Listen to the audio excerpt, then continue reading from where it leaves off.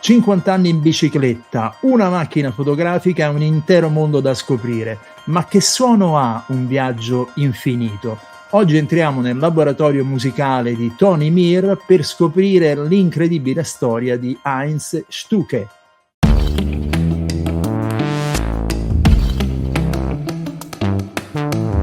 Say what?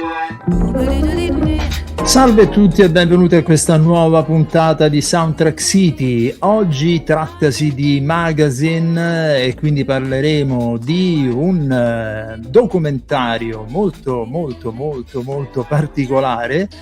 Trattasi di The Man Who Wanted to See It All, un documentario di produzione spagnola diretto da Albert Albacete con le musiche originali del compositore Tony Meare, ovvero la storia di Heinz Stuke, un ciclista tedesco che nel 1962 è partito perché voleva fare un viaggio per il mondo e non è tornato prima del 2012, quindi è stato fuori ben 50 anni e ha girato veramente tutto il mondo collezionando oggetti e soprattutto fotografie, perché lui si è mantenuto praticamente scattando delle fotografie e vendendole poi a chi incontrava durante il suo viaggio. È stato intervistato da tantissime televisioni di tutto il mondo, radio, e attraverso questo lui riusciva a mantenersi ed andare avanti. E dunque la storia, come detto, parte dalla fine, parte dai giorni in cui Heinz Stuke, ormai tornato nella sua Oberhof nella Renania settentrionale, sta raccogliendo in modo organizzato tutti i suoi ricordi e soprattutto le fotografie, ma anche l'oggettistica raccolta in più di 50 anni di viaggio in bicicletta. In questi anni gli è capitato di tutto, è stato investito da un camion, se non vado errato, in Cile, attaccato da sciami d'api, ha subito più volte il furto della bicicletta, eccetera, ma è continuamente andato avanti e ogni volta che superava un limite, metteva una croce su una determinata nazione, presto voleva andare a girarne addirittura un'altra. Un'altra cosa particolare, molto carina, che racconta un suo amico, un giapponese, lui si è trovato molto bene a Heinz Stuke in Giappone, diceva di lui: mentre la maggior parte di noi vive in un ufficio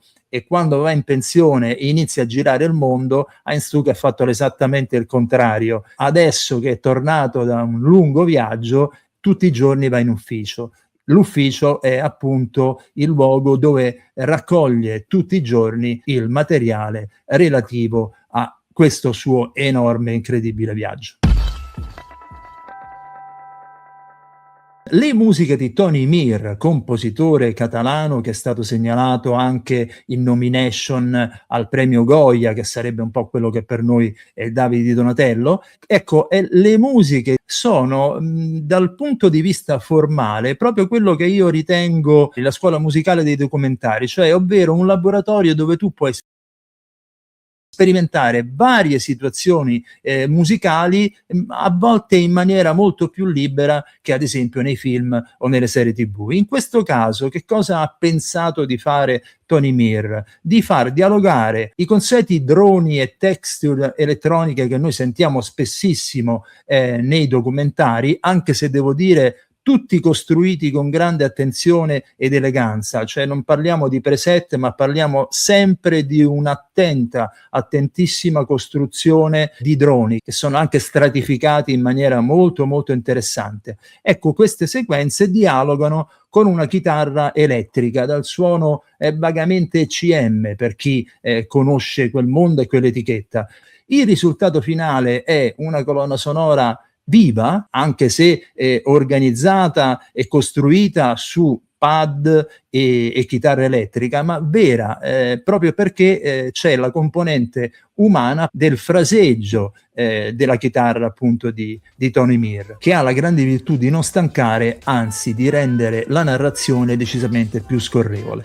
E quindi non posso che consigliarvi questo film, che è anche divertente dal punto di vista proprio della storia, The Man Who Wanted to See It All, che trovate su Netflix. Alla prossima!